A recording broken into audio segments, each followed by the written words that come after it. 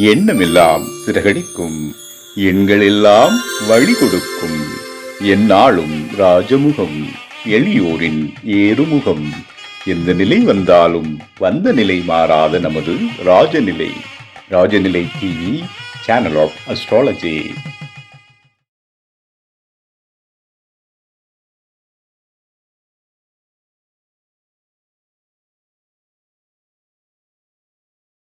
வாழ்க வையகம், வாழ்க வையகம், வாழ்க வளத்துடன். அம்மா அப்பா பாதம் அடைந்து வணங்குகிறேன். ஜோதிட குருமார்களுக்கும் நவகிரகங்களுக்கும் பஞ்சபூதங்களுக்கும் பிரபஞ்சத்திற்கு அன்பான வணக்கம்.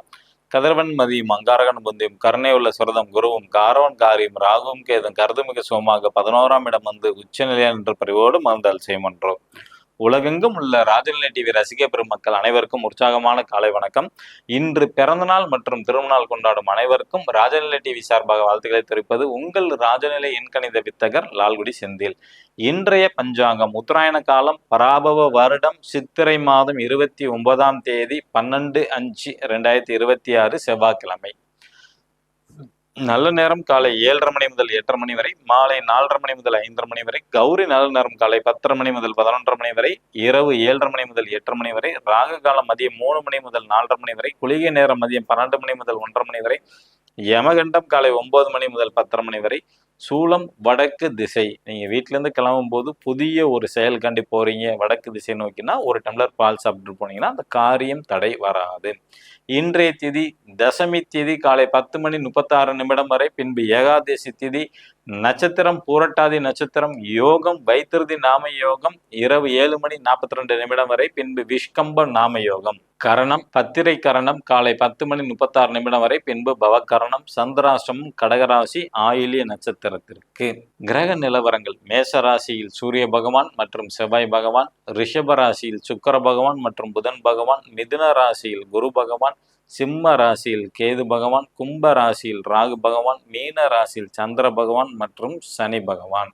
நம்ம வைகாசி மாசத்துக்கான பலன்கள்ல இன்னைக்கு பார்க்கக்கூடிய ராசி சிம்ம ராசி. பொதுவா இந்த ராசி நாதன் சிம்மத்துக்கு வந்து சூரிய பகவான் தான். வைகாசி மாசத்துல ஆரம்பிக்கும் போது 1ஆம் தேதி அவரோட சுயசாரமான கிருத்திகை 2ஆம் பாதத்துல தான் பயணம் செய்வார். அது 10ஆம் இடம் ராசிக்கு. அப்போ ஒவ்வொருத்தவருக்கும் மேக்சிமம் வைகாசி மாசத்துல வந்து அவங்க செய்யற தொழிலா இருக்கட்டும் அல்லது வேலையா இருக்கட்டும், அதுல வந்து பதவி ஆசைங்கிறது நிச்சயமாக இருக்கும். இந்த வைகாசி மாசத்துல ஒரு 10 நாளைக்கு அந்த ஆசைகள் எப்போதுமே இருந்துகிட்டு தான் இருக்கும். ஓகேங்களா? அதுக்கப்புறம் ரோகிணி நட்சத்திரத்துல வரும்போது கிருத்திகை அடுத்து ரோகிணியில வந்து பயணம் செய்யும் போது அந்த ஆசையெல்லாம் போயிடும். வீண் விரயம் அப்படிங்கிற அமைப்பு வந்து உண்டு வைகாசி மாசத்துல. தொழிலுக்காண்டி சில பேர் விரயம் பண்ணுவாங்க, தொழிலுக்கு புதுசாக முதலீடு பண்ணுறதுக்காண்டி விரயம் பண்ணுவாங்க, அல்லது வீட்டை மாற்றக்கூடிய சூழ்நிலைகள் வந்து உருவாகும். பயணம் சம்மந்தப்பட்ட விஷயங்கள், ஒரு சில பேர்த்துக்கு வந்து டஸ்ட் அலர்ஜி ஏற்படும், நுரையீரல் சம்மந்தப்பட்ட பிரச்சனை வந்து ஹாஸ்பிட்டலில் வந்து அட்மிட் ஆகிறதுக்கான வாய்ப்புகள் அதிகம் உண்டு. வைகாசி மாதத்தில் கவனமாக இருக்க வேண்டும்.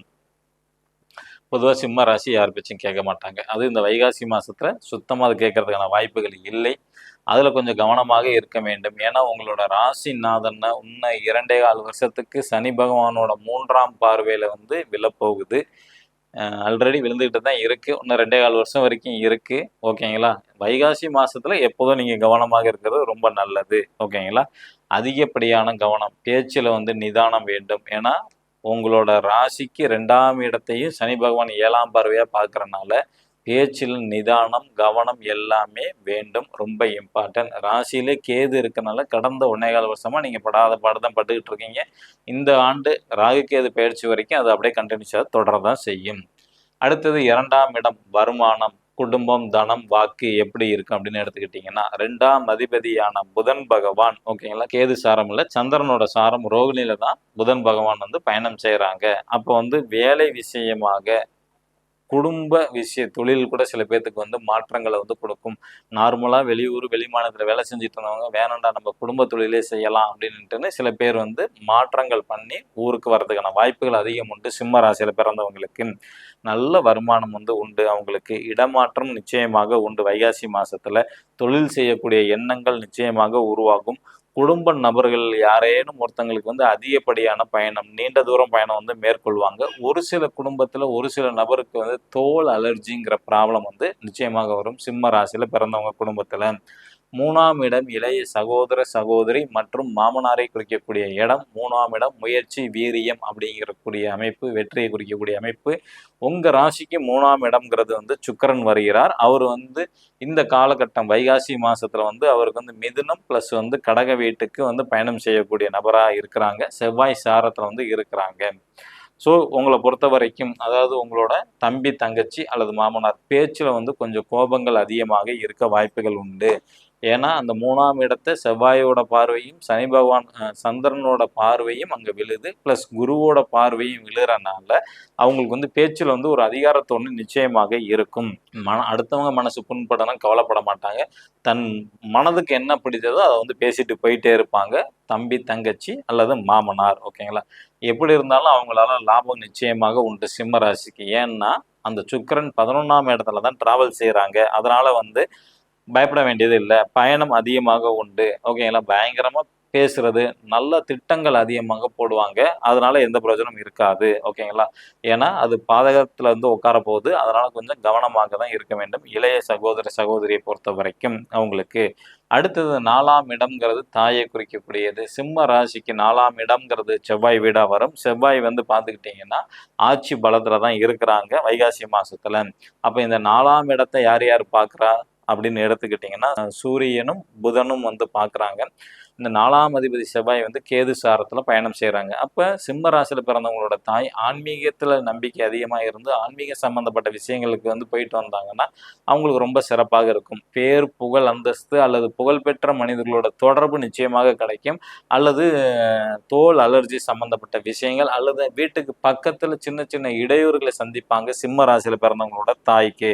அதே மாதிரி அவங்களோட ஆரோக்கியத்துல மிகவும் கவனமாக இருக்க வேண்டும். ஏன்னா செவ்வாய் 6ஆம் இடத்துல பயணம் செய்து தன் ராசி விருச்சகத்துக்கு. அதனால ஆரோக்கியத்துல ரொம்ப கவனமாக இருக்க வேண்டும். பேர் புகழ்லாம் வந்துச்சுன்னா ரொம்ப அது பெருசா எடுத்துக்க கூடாது, அதுல மைனஸ் ஏற்படும். வீடு வாகனம் வாங்கலாமா, வீடு அல்லது வாகனம் வாங்கலாம்னா கண்டிப்பாக தவிர்க்க வேண்டும் இந்த வைகாசி மாசத்தை பொறுத்த வரைக்கும். அடுத்தது 5ஆம் இடம் குழந்தையை குறிக்கக்கூடியது.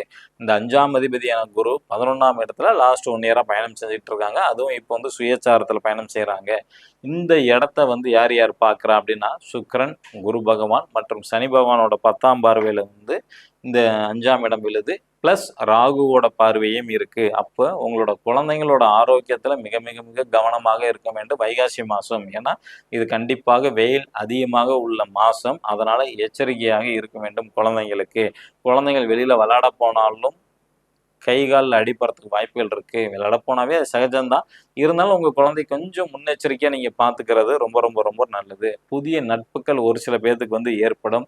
அதே காதலாக கூட மாறலாம். டீனேஜ் வயசுல இருக்கிறாங்க சிம்ம ராசியில பிறந்தவங்களோட குழந்தைகள் அப்படின்னா அவங்களுக்கு காதல் வயப்படுறதுக்கான வாய்ப்புகள் அதிகம் உண்டு இந்த வைகாசி மாசத்துல. ஓகே, குழந்தை பாக்கியம் இருக்கா அப்படின்னு கேட்டிங்கன்னா கொஞ்சம் தாமதமாக தான் ஏற்படும். சிம்ம ராசியில் பிறந்தவங்களோட குழந்தைக்கு வந்து குழந்தை பாக்கியம் அப்படிங்கிறது வந்து கொஞ்சம் தாமதம் நம்ம எடுத்துக்கலாம். அரசியலில் இருக்கிறவங்களுக்கு எப்படி சார் அப்படின்னா 5ஆம் இடம் தான் குழந்தை பாக்கியம் குலதெய்வம் அரசியலில் குறிக்கக்கூடியது. அங்கே குருவோட 7ஆம் பார்வை விழுது, ப்ளஸ் சனி பகவானோட 10ஆம் பார்வை விழுது. அப்போ சிம்ம ராசியில் பிறந்தவங்களுக்கு இந்த வைகாசி மாசத்துல அரசியலில் வந்து பெரிய லெவலில் வந்து சாதிக்க முடியாது. அதிகப்படியான கஷ்டம். அமைதியாக இருக்கிறது ரொம்ப சிறப்பு அவங்களுக்கு. ஏன்னா இங்கே திரிகோணத்தில் கேதுவோட பார்வையும் வருது. அங்கிட்ட வந்து பார்த்தீங்கன்னா ராகுவோட பார்வை 3ஆம் பார்வையாகவும் விழும். அதனால் பெரிய லெவலில் வந்து அரசியல் வெற்றி வாய்ப்பெல்லாம் எதிர்பார்க்க வேண்டாம். அதில் மனசு கஷ்டத்துக்கு ஆளாகக்கூடிய சூழ்நிலைகள் வரும். ஏன்னா சனி பகவான் 10ஆம் பார்வை ஒரு கருமம் செய்யாமல் விடாது. சிம்மராசியில் இருக்கிற அரசியல் நபரோட வீட்டில் ஒரு கரும நிகழ்வு நிச்சயமாக நடக்கும். நாளைக்கு சிம்ம ராசிக்கான வைகாசி மாத பலனை வந்து தொடர்ச்சியாக வந்து பார்ப்போம். புதுசாக பார்க்கக்கூடிய நண்பர்கள் இந்த மாதிரி ஒரு பர்மனன்ட் மார்க்கர் வந்து வாங்கிக்கிங்க. உங்களோட கோரிக்கையை மனதில் நினச்சிக்கிட்டு உங்கள் ராசிக்கு உண்டான நம்பரை வந்து கையில் எழுதுங்க. நிச்சயமாக 100 நாளில் உங்களோட கோரிக்கை நிறைவேறும். அந்த கோரிக்கை நினச்சிக்கிறது பாசிட்டிவாக தான் இருக்க வேண்டும். அதுதான் ரொம்ப முக்கியம். கடன் அடையணும் அப்படின்னு நினைக்கக்கூடாது. நிறைய பணம் சம்பாதிக்கிறேன் அல்லது நிறைந்த செல்வம் எனக்கு கிடைக்குது, இந்த மாதிரி நீங்கள் நினச்சிக்கிட்டு எழுதிங்கன்னா நிச்சயமாக நடக்கும். நீங்கள் என்ன நினைக்கிறீங்களோ அது நடக்கும். அப்போ அதை நீங்கள் பாசிட்டிவாக தான் நினைக்க வேண்டும். மேச ராசி அல்லது மேச லக்னத்தில் பிறந்த நண்பர்கள் இன்று பயன்படுத்த வேண்டிய ராஜநிலையின் அதிர்ஷ்டமான எண் 72, ரிஷப ராசி அல்லது ரிஷப லக்னத்தில் பிறந்த நண்பர்கள் இன்று பயன்படுத்த வேண்டிய ராஜநிலையின் அதிர்ஷ்டமான எண் 68. மிதுன ராசி அல்லது மிதுன லக்னத்தில் பிறந்த நண்பர்கள் இன்று பயன்படுத்த வேண்டிய ராஜநிலையின் அதிர்ஷ்டமான எண் 79. கடக ராசி அல்லது கடக லக்னத்தில் பிறந்த நண்பர்கள் இன்று பயன்படுத்த வேண்டிய ராஜநிலையின் அதிர்ஷ்டமான எண் 92. சிம்ம ராசி அல்லது சிம்ம லக்னத்தில் பிறந்த நண்பர்கள் இன்று பயன்படுத்த வேண்டிய ராஜநிலையின் அதிர்ஷ்டமான எண் 99. கன்னி ராசி அல்லது கன்னி லக்னத்தில் பிறந்த நண்பர்கள் இன்று பயன்படுத்த வேண்டிய ராஜநிலையின் அதிர்ஷ்டமான எண் 95. துலாம் ராசி அல்லது துலாம் லக்னத்தில் பிறந்த நண்பர்கள் இன்று பயன்படுத்த வேண்டிய ராஜநிலையின் அதிர்ஷ்டமான எண் 33. விருச்சக ராசி அல்லது விருச்சக லக்னத்தில் பிறந்த நண்பர்கள் இன்று பயன்படுத்த வேண்டிய ராஜநிலையின் அதிர்ஷ்டமான எண் 29. தனுசு ராசி அல்லது தனுசு லக்னத்தில் பிறந்த நண்பர்கள் இன்று பயன்படுத்த வேண்டிய ராஜநிலையின் அதிர்ஷ்டமான எண் 22. மகர ராசி அல்லது மகர லக்னத்தில் பிறந்த நண்பர்கள் இன்று பயன்படுத்த வேண்டிய ராஜநிலையின் அதிர்ஷ்டமான எண் 08. கும்ப ராசி அல்லது கும்ப லக்னத்தில் பிறந்த நண்பர்கள் இன்று பயன்படுத்த வேண்டிய ராஜநிலையின் அதிர்ஷ்டமான எண் 52.